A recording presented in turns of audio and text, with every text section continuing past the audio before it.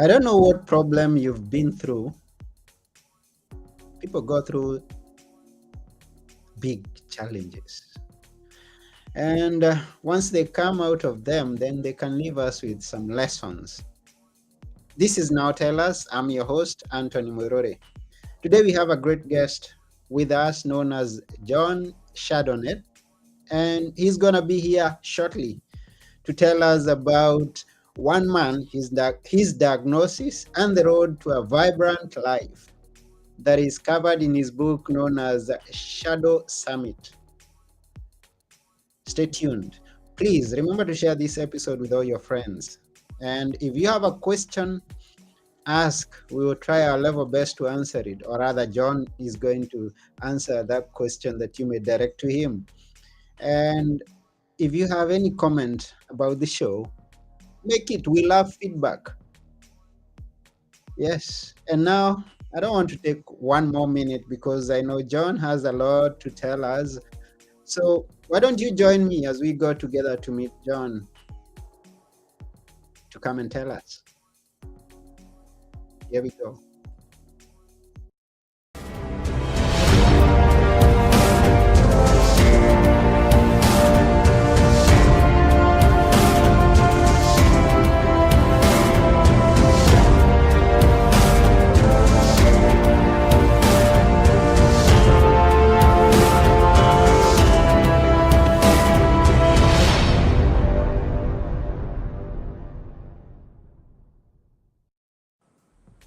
Hello, Jon.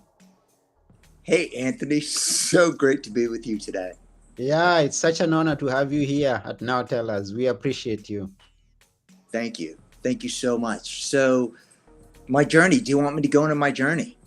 First, let's find out where you are in the world. Yeah, right. Like that was set a little context first, right? Yeah, Um, where are I, you?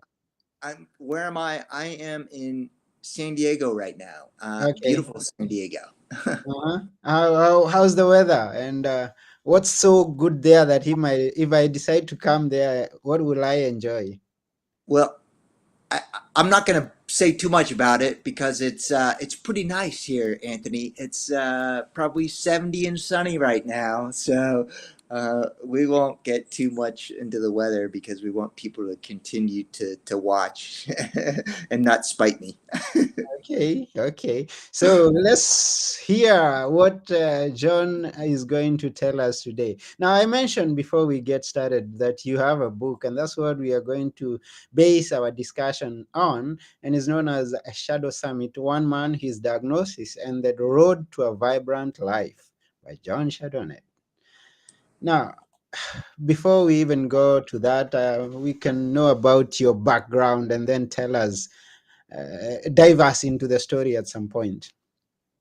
Yeah, so my background, I was born in the East Coast, hard charging. I excelled. I worked really hard in school, and I did my best, and life came somewhat easy for me, which Mm-hmm. was which was great. And I was super fortunate. I was very blessed in many ways. And then at 27, I got diagnosed with multiple sclerosis, Mm-hmm. and that's a sucker punch. I had the world by the tail. I was a grad student at MIT, and the world was at my feet. And what did I do? I denied it. Mm-hmm. 27, I had no sense of my mortality. And I was thinking, I'm so young. I don't have this. I don't want to attach to this. And so I chose not to. Mm. And Anthony, I did amazing things. I graduated, got a job with a startup, technology startup, moved to the West Coast, ran marathons, triathlons, climbed Mount Whitney, Mount Shasta, Mount Tyndall, really tall mountains in the Sierras, 14,000 feet. And I did everything that I focused my mind on, I was able to accomplish, even with the diagnosis. And I was super fortunate. But 8 years in, the disease took me to my knees. I could barely walk, talk, think, speak. And I had to find a different way. I was only 35, Mm-hmm. and I had just been married. I wanted to have a child, and my old way of being um, brought me to my knees. It just didn't work with me to be able to live the life I wanted. Mm. Now, for someone who may be hearing this word for the very first time, what is multiple sclerosis? Yeah, right. Multiple sclerosis. Right. What is that? It's a neurological disease that affects the nerves in the brain and leads to scleroses, which is decay, where um, the nerves, the myelin sheath, it's the myelin sheath, which is the protective covering around the nerves, like insulation in a pipe, that wears away. And it's a fatty substance, and it allows signals that are traveling through the nerves to escape. I leak energy, I leak thoughts, just I leak neurological impulses because my nerves are frayed. Hmm. Wow, that's a tough position to be in. Right? How was it?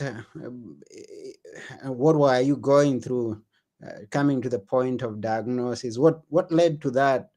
I mean, were you having some challenges, or did Right. something occur? Right. Something in Yeah. yeah. Right. How did I know? How did I know I had this? Mm, Um, I was playing intramural basketball um, uh, in grad school. I was playing at the Harvard Law School gym in Cambridge, and I lost fine motor control of my right leg and right arm.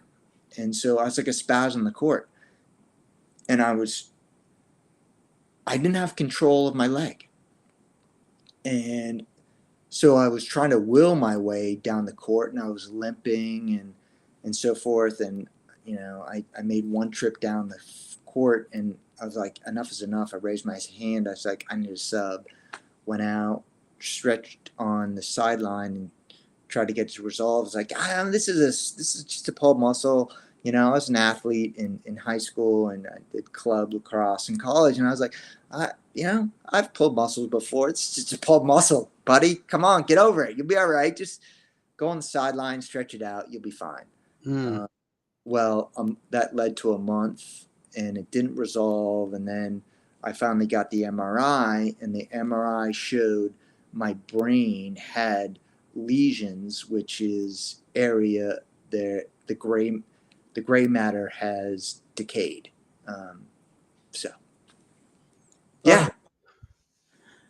what was your response at that diagnosis? I mean, we all are living a life, and then one day we wake up and we are told something that may be frightening, something that may be least of what we expected. How did you respond to that? Um, Not well, Anthony. I mean, I denied it. I Yeah. denied it. I, Hmm.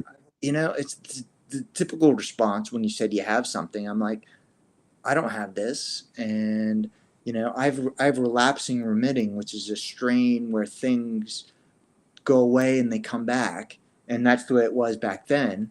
Hmm.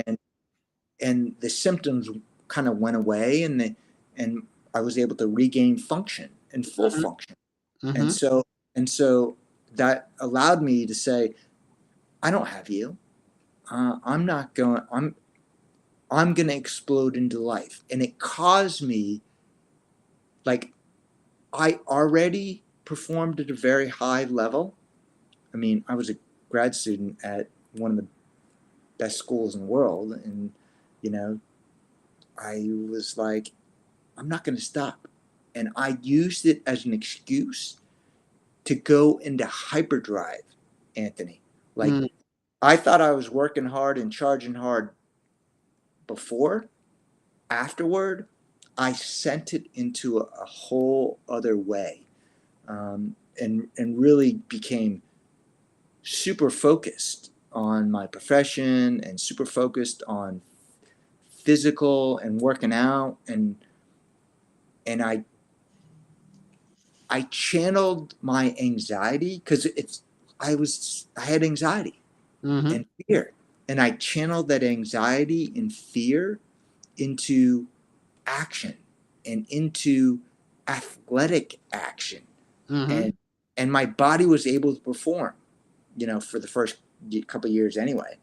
And it was, 6 years in, I thought I had the answer to MS, which is denial. Mm-hmm.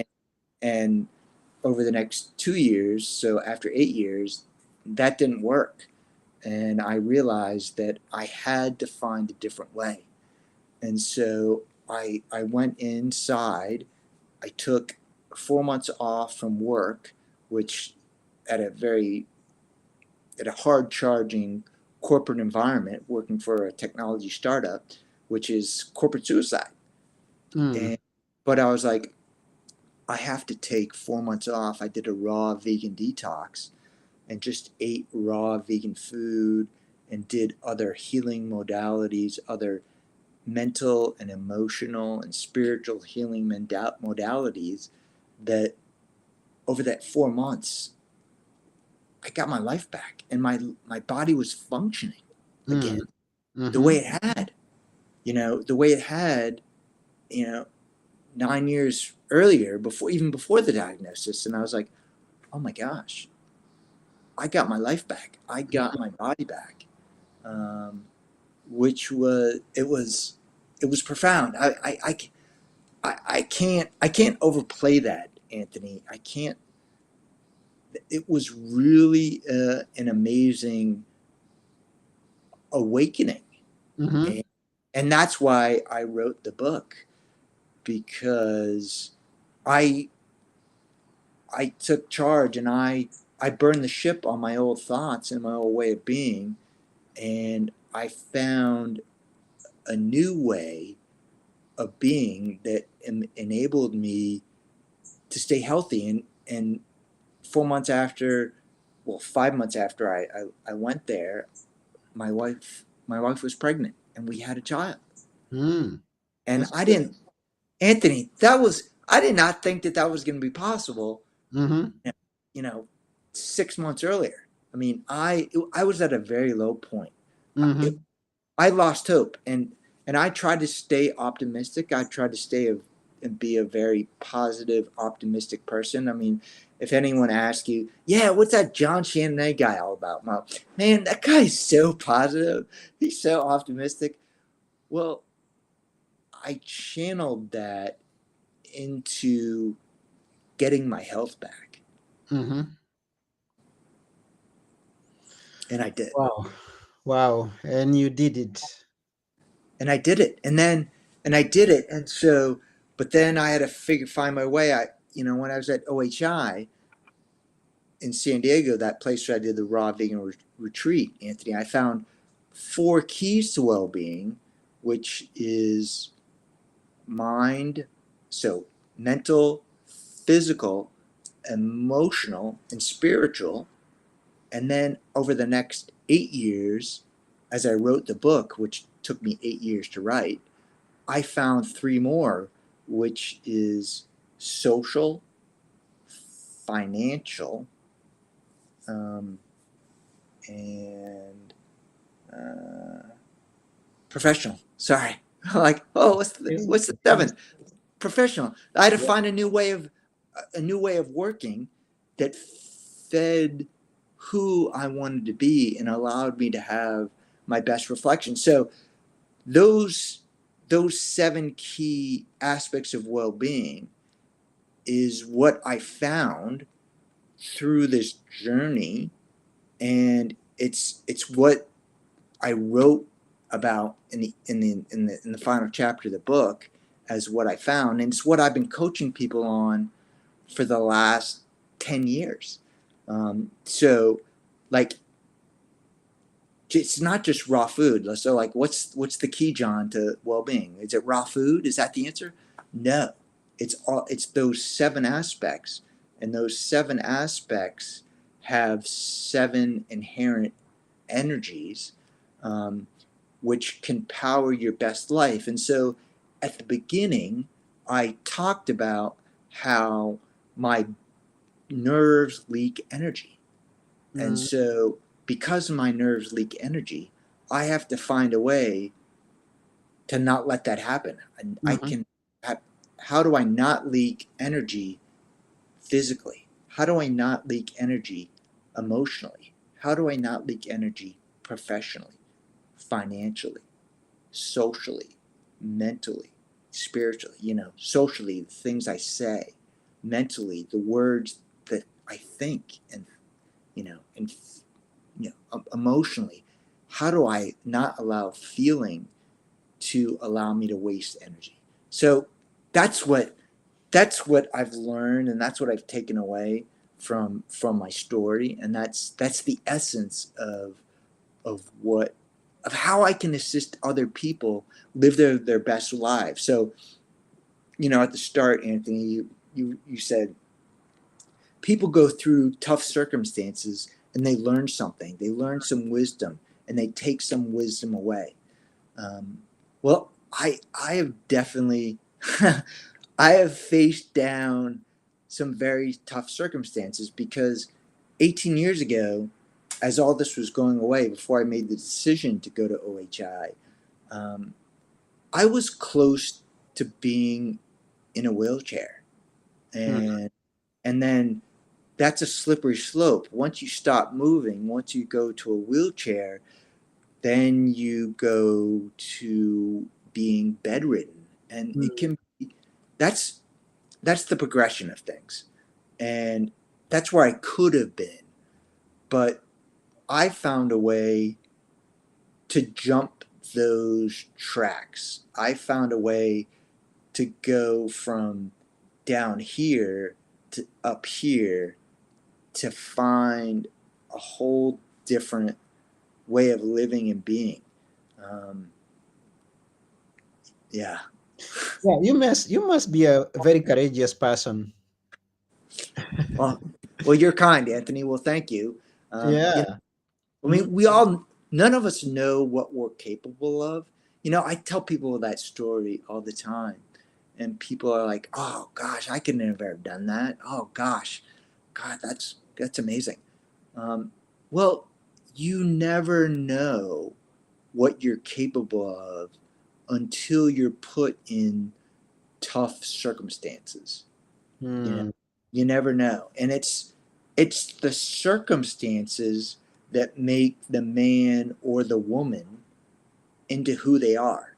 It's those circumstances that that allow you to come into who you are.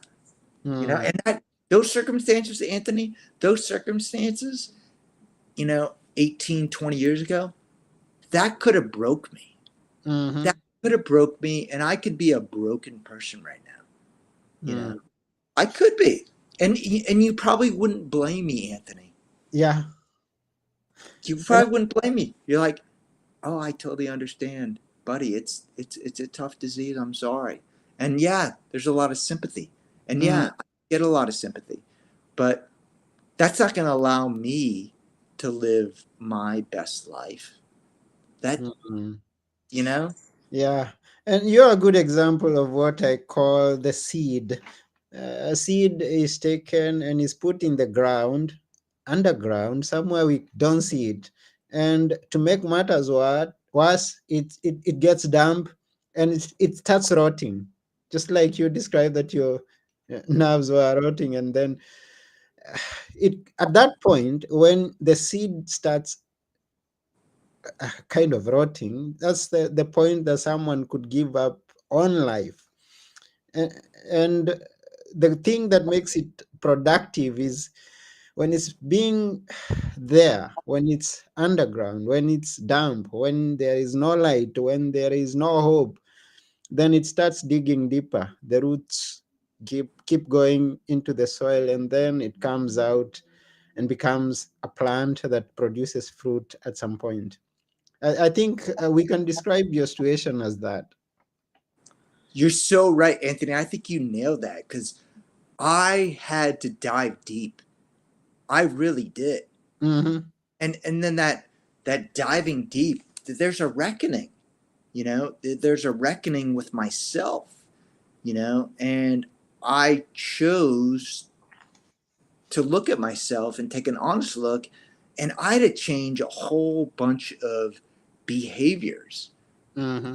whole bunch of behaviors. I had to take an honest look at my life and be like, you know what, buddy, you can try to cling to those old beliefs and habits, but you know what, buddy, those probably aren't going to serve you. And so you could you might be able to benefit from shifting some of those beliefs and behaviors and habits. And that's what I did. I did that. And I took my life from here to here. And and I'm no different than anyone else. You know, Mm, I mean, we we all have one life, and we yeah. all have to make choices, Anthony, right? Mm-hmm. Right? And so, you know, that seed in the ground, I don't know that it has consciousness to make choices, but it does persevere. That seed in the ground does persevere. Mm-hmm. It does find a way to burst out of the ground and sprout into something new. And I think I think we all have that ability within us, Mm, um, yeah. to Yeah, we all have that ability, and as you say, we need change when we realize that we are in a position that we may not have wished to be in. When we find ourselves in situations that are challenging, and we review and see that some of the habits that we were in are not going to serve us into the future, then we need to change. Now, the question that I have for you, that you may eh, tell us, how did you, because after changing, there are many people who may go back to their old habits, to the things they were doing, and you are talking of several years that you've gone through this, and you're still going on strong. Now, you speak of the seven aspects, but could there be one thing, particular thing that has made you to stay focused and keep on pushing over all things, to keep on uh, working on those seven? Okay. Is there one general thing that you say, I took that strength and it has kept me focused on these aspects? and I it's a great question. It's a great question. And I would say it's probably faith. You Mm, know, faith. it is I had to have deep faith in myself Mm-hmm. and in life. You Yeah. know, especially when I was in my first 3 weeks at OHI, turning my life around, because it was hard. I mean, I was getting up at 6 in the morning. I would juice my own wheatgrass. I would go to exercise and stretch class, and I would just eat raw food all day long. And I was fasting, and I just I just had to have faith, and Mm, I just had to believe that it was possible. And it how did I do that? Well, I had heard of stories of other people with MS who had turned their condition around, through raw food, um, and so I became faithful, you know, and I became open to everything, and I did a whole bunch of what would be seen as extreme things and modalities to get my health back. mm, Um, but and sometimes I would keep doing them, and sometimes I would realize that they had worn out their welcome. They no longer were working, and Like, so I had to use like faith and intuition paired with rational mind Mm-hmm. and thought, and I had to pair the two to shift my life. And that's like in writing a book. Writing a book is the yin and yang of the rational and the intuitive or feeling. Mm-hmm. And I had to pair both of those. So, in addition to faith, Anthony, a second thing that I would say is contributing to my why I've been able to stay healthy is that pairing of rational and intuitive, you know, Mm. thinking and feeling. It's Wow. it's not one, and it's not just one. It's both, and you need to, and it's a dance, and it's an art, and Mhm. yeah, there's science in it, but there's a lot of art. Wow. Your book, Shadow Summit. One thing I'll ask is, how did you come up with that name? And the other thing that you can talk about is, you took 8 years to write the book. How was it? Did you write on a daily basis? Did you, what frequency did you write it? Yeah, yeah. So Shadow Summit is, you know, the summit is represents the ego. So in the shadow of the ego, so in the shadow of the summit, is the truth, and so that's what that title means. Mm-hmm. Um, and so writing, um, Anthony, I was about as far from a writer of narrative prose when I started this. Like I was a rational corporate guy. Like I could write you a great email updating you on where my project was, but man, writing narrative prose that that that stirred the soul and the emotion, man, that was about as far from my experience as you can get. Mm-hmm. So, um, oh, sorry, that was as far as my experience as you can get. So, I wrote, I wrote 30 hours a week, 50 weeks a year for 8 years until until I wrote the book, until I figured it out. And that's part of, like, it was pulled from me. That was pulled from me. It was desire and obligation. It was desire that was wanting me to write that rather than obligation. Obligation is the hand on the back saying, Mm-hmm. you well, you've got to do this. You've got to do it. If I had tried to use that obligation energy, I would have burned out after a year. And so that that desire energy is what compelled me to write the book and finish the book. Wow, wonderful. And we are glad that you did. Because if you've been somewhere, experienced things, and then come to tell us the things that you experienced through the challenges that you had gone through, you can always be some hope to someone out there who could be going through the same. You could be. Totally, Anthony. I say I'm hope in a bottle. That's me. I'm hope in a bottle. Mhm. That's just go to that Jon Chandonnet guy. Get hope in a bottle. Crack open that hope and take a swig. Yeah. Yeah. So go to John, the hope in a bottle. Right. That's wonderful. Yeah. So thank you very much. Yeah, we are on Now Tell Us. For you maybe joining us now, or even if you may be listening to the recorded version of this, this is Now Tell Us, and we have Jon Chandonnet and talking about his book Shadow Summit. Wow, is quite a story, quite a story. And I encourage each and every person who's listening to this to go to Amazon and get that book. You can always find the link in the description. Just click on it and it will take you there. And go and buy it, read it, Awesome. Thank get you. get some hope in a bottle by John. There you go. Yeah, I also discovered that actually narrated it yourself. Tell us I about. did. Yeah.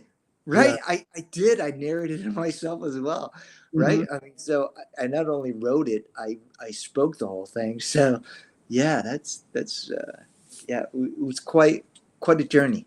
Yeah, I will tell you, you're quite someone because you're ahead of me. I wrote a book about 3, 4 years back. I have never put it into audio, and oh, so you're ahead of me.